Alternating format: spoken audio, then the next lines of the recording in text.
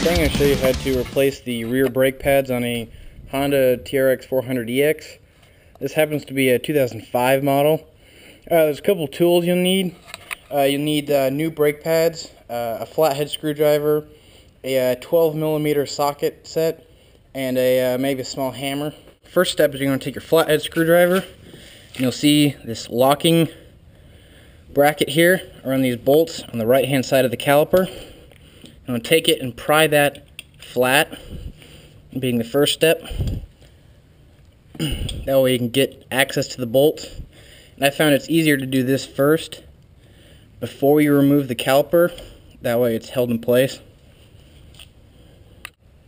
Alright, now that you have these pins flattened out, what you want to do is take your 12mm socket set and you're going to loosen these two bolts. Don't take them all the way out yet. Just want to get them loose so they're not sticking or tight when you pull the caliper off. Now you can see that they're loosened up, alright, and the plate's loose.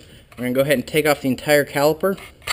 To do that, you'll take the 12mm hex head, and you'll also take off this bolt right here and this bolt, two bolts. And then this whole caliper is going to take, and you'll lift it up, and it's going to turn upside down and lay right there. Alright, now be careful when you lift this caliper up and move it so that you don't kink, bend, or tear this hose, because there's brake fluid in it and you're going to cause more problems for yourself. So you're just going to wiggle this loose and flip it upside down.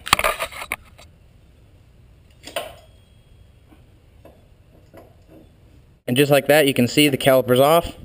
And looking at the brake pads, this one definitely needed to be replaced. It was completely gone, so I'm glad I chose to do this when I did, because I'm planning to go on a big weekend ride next weekend, so I'm glad I'm doing this now.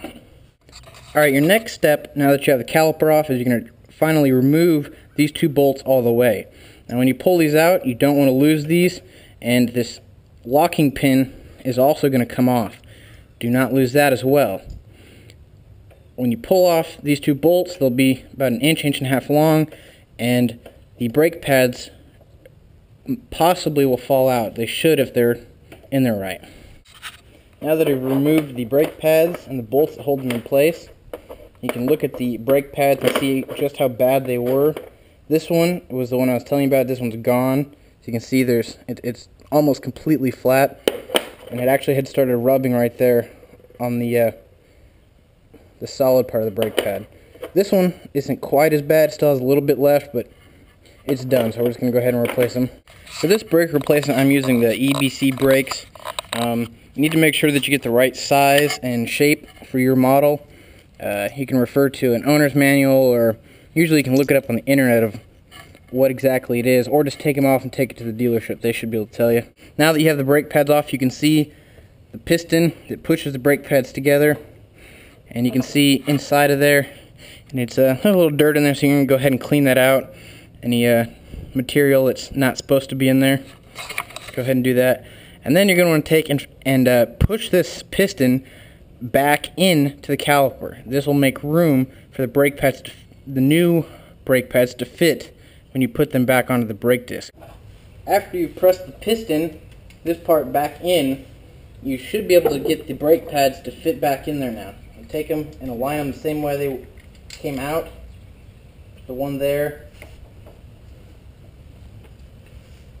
and the other one goes on top of it like you're making a sandwich.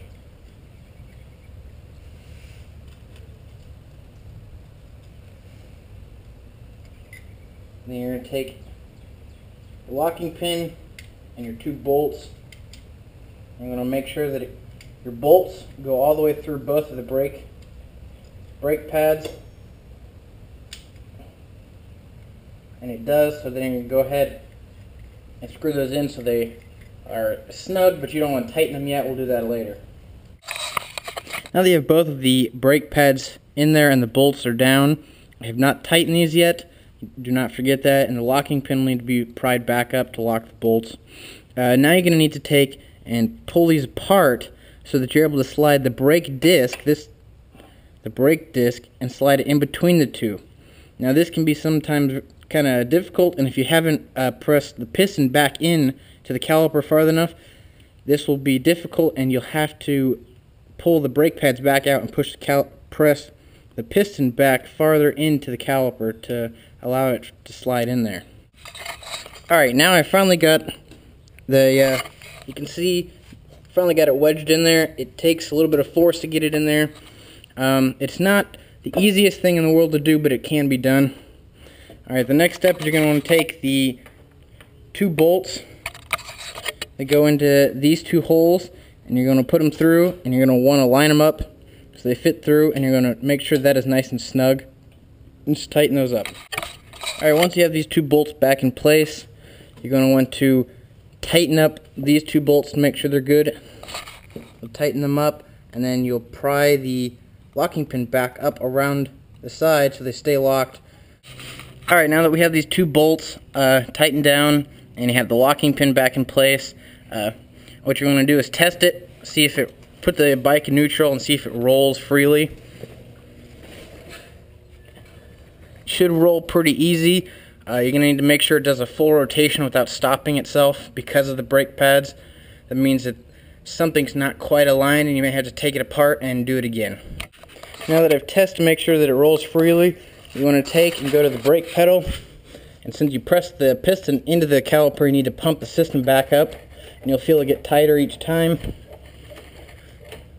And you want to test it by rolling it and then pressing the brake pedal to see if it stops. And yes, it does. So brake pads are replaced, brakes work. There's a bit of wear-in time on the brake pads, so don't go expecting to stop on a dime right away. And that's it.